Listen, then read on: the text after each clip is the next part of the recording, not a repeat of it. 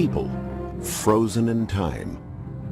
Ancient communities of the Roman Empire, once prosperous and vital, and written about by Latin scholars, had vanished. What happened? This was the great mystery that confounded archaeologists for over 1,600 years. Could they indeed have been buried in the depths of the earth? This is the story of a people very much like ourselves. Men, women, and children who had jobs and went to school, but who, in one 48-hour period, suffered a fate almost too horrible to imagine.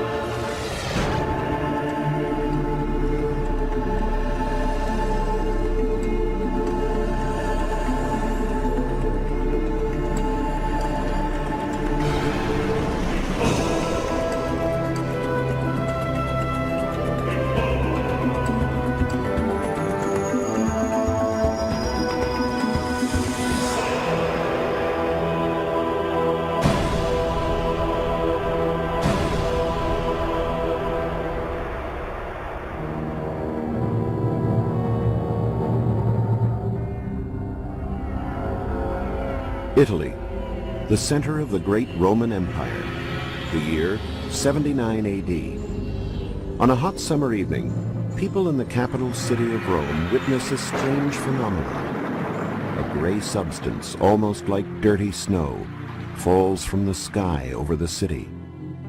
But this is not a snowstorm. 120 miles to the south, a smoldering volcano, Mount Vesuvius, has erupted in a burst of molten rock and ash. It was a disaster of apocalyptic scale. The cities of Pompeii and Herculaneum, which had lived in the mountain's shadow for generations, crumbled into ruin. The people of these cities were condemned to a cruel fate, almost too horrible to imagine. Blinded by red-hot ash and choked by poisonous gases, they died one by one. As the eruption continued, their bodies were slowly buried in the layers of boiling mud and pumice until no trace of life or civilization remained.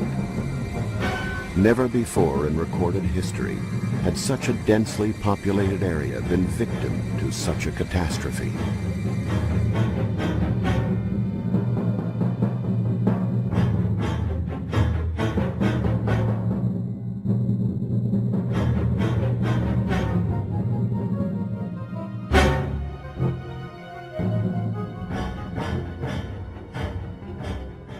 As time passed, these once vibrant cities faded from the memory of later generations.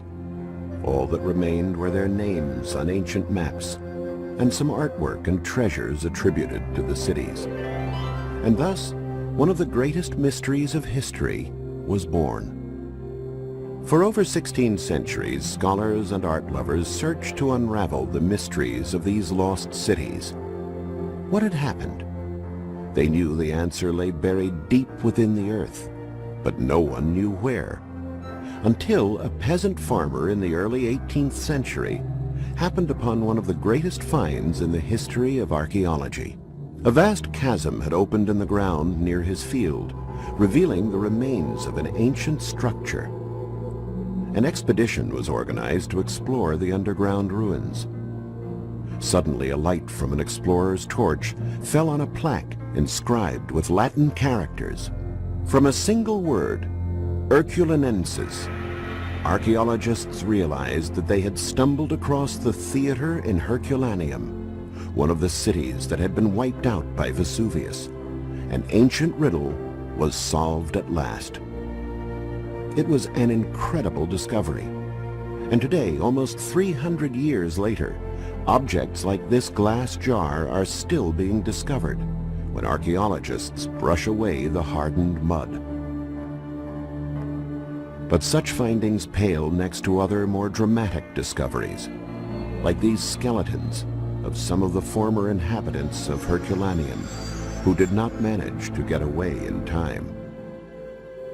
Before its fall, Herculaneum was a prosperous city, as seen in the beauty of its houses, many of which had a lavishly decorated atrium. Dozens of bronze statues have been found in many of the villas, and are today preserved in the National Museum in Naples.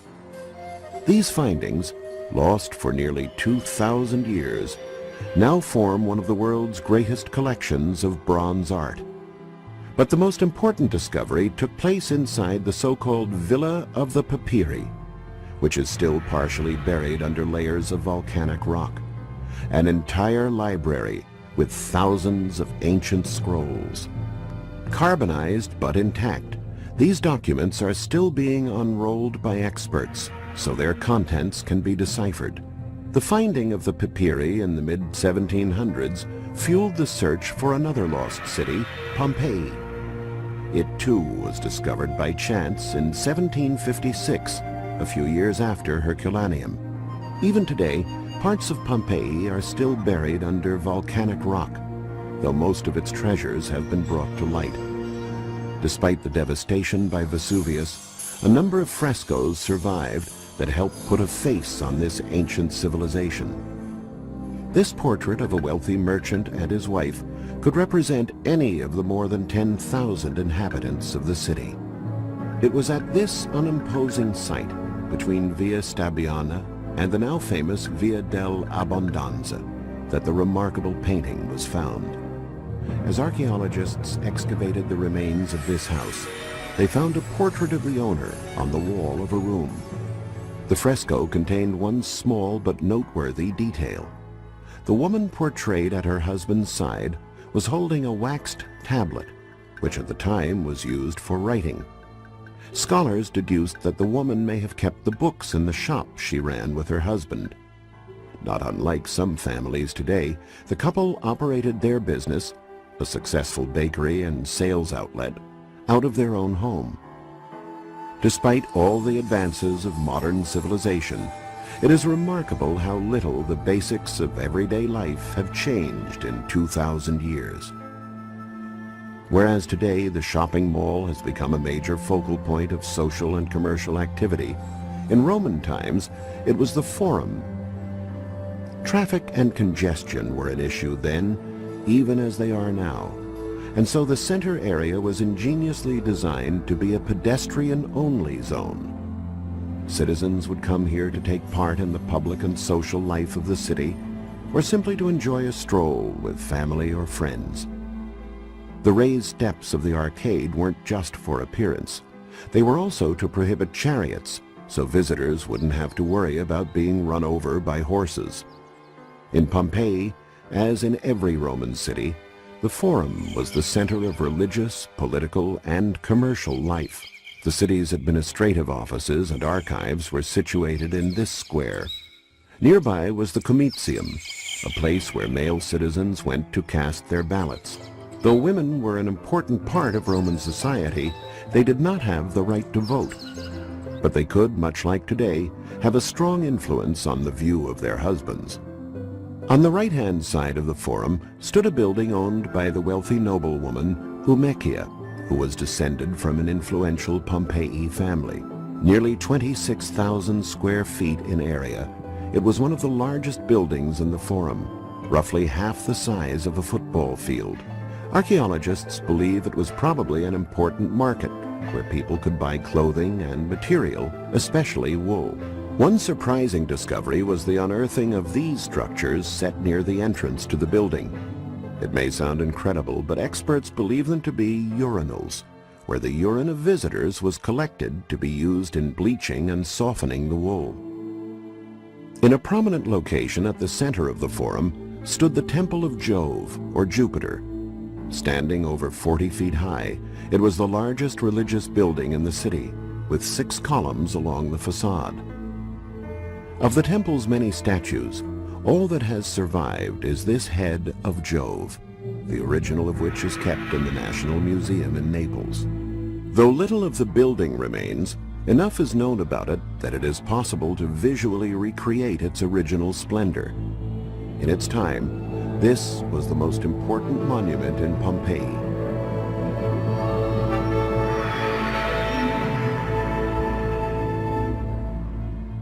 The entire area of the Forum looked like this, with twin-level colonnades and the Temple of Jupiter in the background.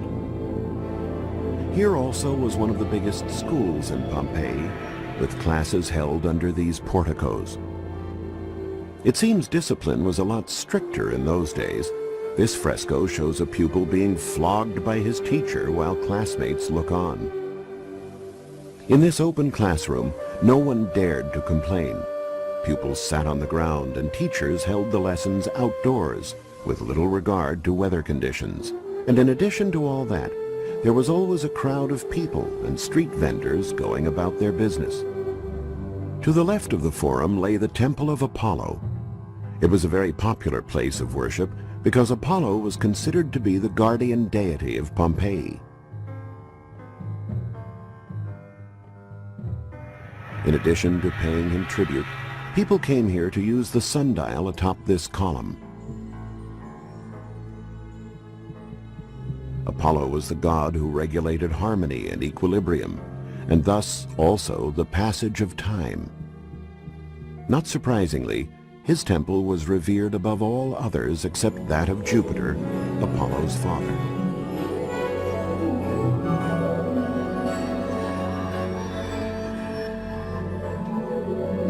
One of the places most often visited in Roman times was the thermal baths.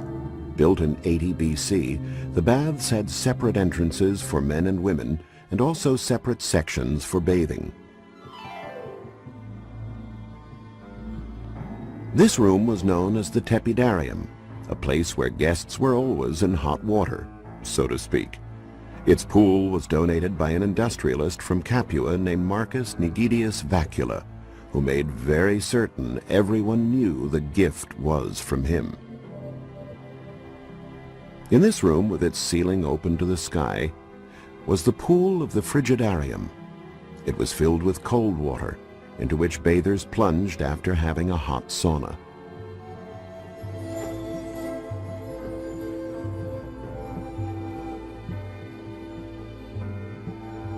Pompeii was built in the form of an oval about 2 miles around. A great wall with 7 gates surrounded the city. At this intersection once stood the temple of Fortuna Augusta, dedicated to the emperor's lucky star. Beside it was a portico with houses where people lived, and in the background was the arch dedicated to the Emperor Caligula. Historians today are able to recreate the appearance of these buildings in great detail, a tribute to modern science and archaeology. Like all Roman cities, Pompeii had an amphitheater where gladiators fought. The amphitheater in Pompeii is one of the oldest in the entire Roman world. Here in this very stadium, in the year 59 AD, an event took place that was destined to provoke the intervention of the Emperor Nero himself. During one of the contests, bloody and violent fighting broke out among the spectators themselves. Many were killed. Enraged by the scandal, Emperor Nero ordered the amphitheater closed for a period of 10 years. The decree was eventually annulled, thanks to the intervention of the Empress Poppaea. The Pompeians were thrilled to see their games reinstated. The gladiators were heroes, even worshipped by children, who used to draw pictures of their favorite fighters on the walls of the city. The gladiators trained and lived in a large palestra that was housed in an arcaded courtyard. It was part of the single complex that also held the Great Theater and the Odeon, a smaller theater or concert hall. For couples who wanted to enjoy a night on the town, this precursor to today's multiplex was the place to go. Plays and concerts were both performed in the Odeon. In Roman times, the Odeon was covered, so theater-goers sitting on the steps could enjoy perfect acoustics. The Great Theater was built into a hill, as had been done in ancient Greece. There was no admission charge for these performances. Rather, they were sponsored like today's public theater. Only here it was usually politicians seeking re-election who paid the bill. The plays were always put on during the day. To offer protection from the hot sun, an awning was held up by large poles. This is how the stage once looked.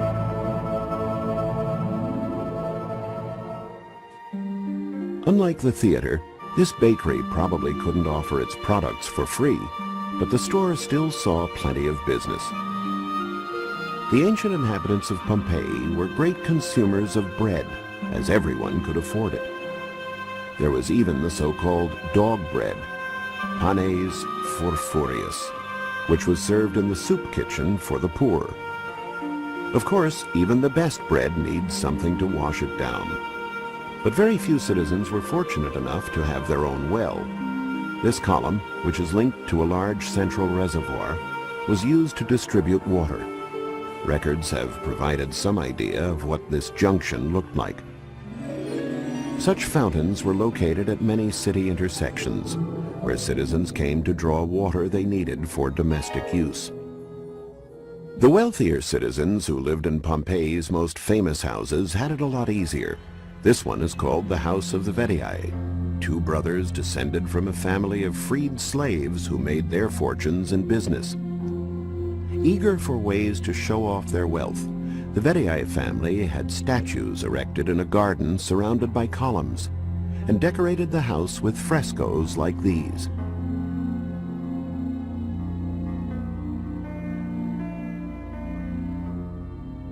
Another noteworthy residence was the so-called House of the Faun. This luxurious home covered an area of more than 32,000 square feet, almost a whole city block, and was made up of countless rooms. The villa was adorned with many statues. This bronze figure was the centerpiece of what was called the impluvium, a basin used for catching rainwater that came through a hole in the ceiling. The house belonged to a woman named Cassia. Archaeologists found her carbonized body, along with earrings, a ring, and other jewelry held in a small bag. Another grand manor was the Villa of Mysteries, which lay outside the city walls. It was a farm that specialized in the making of local wines with names like Vesuvino.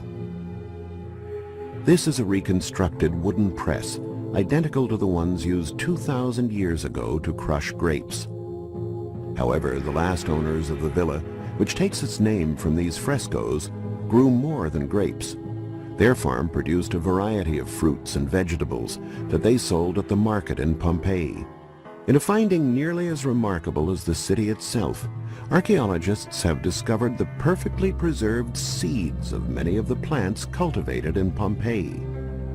From such evidence, we can see how agriculture played a vital role in the life of Pompeii. Each house had its own vegetable garden. For example, this is the garden of the so-called House of the Perfume Seller. Its owner planted olive trees in orderly rows with carefully tended hedges of myrtle and other shrubs. He also cultivated herbs, roots, and the flowers of many plants that were used as remedies against common illnesses. The Pompeians grew poppy seeds whose sleep-inducing properties they knew about, linen seeds used for poultices to treat bronchitis, or rue, wormwood, and fennel, which were used as they are today for cases of stomachache. Basil was not used in cooking, but to obtain a very delicate perfume that was very popular with women in ancient times. Many plants and flowers were not cultivated for their beauty, but to be used to make perfumes. They were diluted with the oil extracted from green olives, whose properties as a preservative were also known. Then they stored them in small glass jars. The various wines produced in Pompeii would be served in this ancient tavern. There were 118 such establishments in the city, which had a population of just under 10,000 people. In a delay in charge of roads and public and holy buildings, the girls of Assalina and especially Smyrna call on you for your support. Evidence suggests that in ancient Pompeii, wine and politics went hand in hand. Elections were held at least 20 times a year to fill various posts, and rich citizens seeking public office weren't above throwing money around to help their campaign. To further their cause, candidates sponsored gladiatorial contests or other forms of entertainment in the amphitheater. Even more persuasive were the huge campaign banquets, Roman orgies to which they invited all potential voters. Naturally, they also put up election posters written on walls in red or black paint, which invited people to vote for a particular candidate with the help of a rather imaginative slogan. Vote Trebius for Aedile. The bread vendors call on your support. Elect Seius Secundus. He has the Pope's vote. Or else, Caius Julius Polybius for Aedile. He makes great bread. in short, they weren't fussy about how they solicited votes. One wealthy popular baker, Caius Julius Polybius, even had election slogans plastered on the walls of his own home, begging house guests to cast their votes for him. We know what Caius Julius Polybius looked like, as well as two of his presumed relatives. Using advanced reconstructive techniques and working from skull fragments found in the villa, scientists have created a series of model heads that allow us to see the actual faces of Pompeian citizens.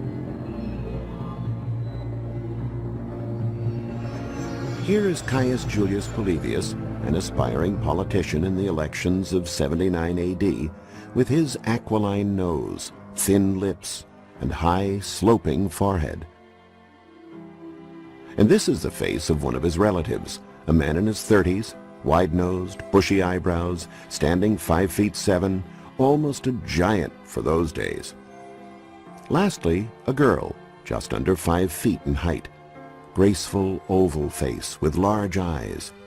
Imagine her with hair done up in a bun and skin lightly scented with a touch of basil. This person is Lucius Caecilius Jucundus, a banker whose expertise in writing sales contracts made his opinion much sought after. At the other end of the job spectrum was Caius Norbanus Sorice, an actor whose features befit that of a man of the stage. Proving that humor is truly universal, this amusing caricature is of a man named Rufus, a frequent guest at the House of Mysteries. The same human qualities that define us today were alive and well 2,000 years ago. All types of slogans have been found, revealing a people who knew how to look on the absurd side of life and weren't afraid to share a few intimate details about each other. Salvilla is a big fatty. How can anyone love her? Was written up on the wall of an ancient laundry, or fulonica. Another malicious gossip tells us that a certain Suavis dreamt of nothing but jugs of wine. And then there are writings of a lover.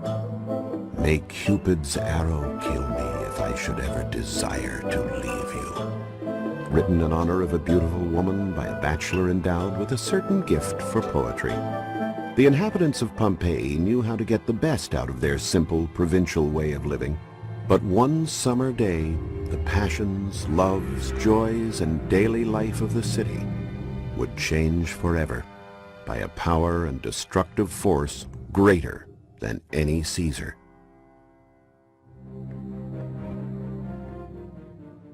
It's already dark when we reach one of the most important sites of current excavations, known as the Villa of the Chaste Lovers.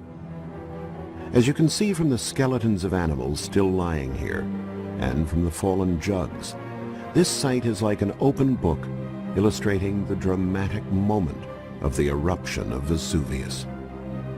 Before the disaster, frescoes adorned this owner's house. There were storerooms and sheds for the animals. Here was an oven and mill. It is because of this site that archaeologists are able to establish an exact date and time of the eruption. On August 24th, 79 AD, at 1 p.m., a dark column of smoke and burning ashes erupts from the volcano's crater. But this devastation is just the beginning. Around 7:30 that evening, a series of violent earthquakes rock the city. All through the night, massive tremors shake the city of Pompeii to its foundations, and citizens flee for their lives. The next morning, despite the damage, many people go back to their homes to try to save their valuables. What they see is a ghost town of empty houses and thousands of lost souls wandering around. The situation during the city's final hours is now revealed by archaeologists who envision an unending vein of horror. Between 6 and 7 a.m. on August 25th, the most dramatic catastrophe takes place. Masses of volcanic ash and burning gases rise thousands of feet over the crater and then begin to engulf the city. Red-hot sulfurous smoke sweeps down from the side of the volcano at more than 100 miles an hour. It is these dense, choking clouds that suffocate and burn to death the entire population of Pompeii. There is no escape. More than 2,000 people die. And the death toll is still rising as more bodies are uncovered. 250 years after the excavations first began. Covered by tin, this is the body of a boy of about 12. These other bodies are of people who were trying to take cover from the fury of the volcano, their moment of death frozen in time as they tried to escape. How could this entire population have been so unaware of the imminent danger lying in wait? A Greek scientist named Strabon had warned the Pompeians about the risk of an eruption of Vesuvius a full century earlier. And yet, this fresco shows they continued to regard it as a peaceful mountain covered in vineyards and olive trees. Today, as visitors survey the historic streets of Pompeii, the wonders of rediscovering this ancient civilization override the horrors of its tragedy. But it's a bittersweet chapter.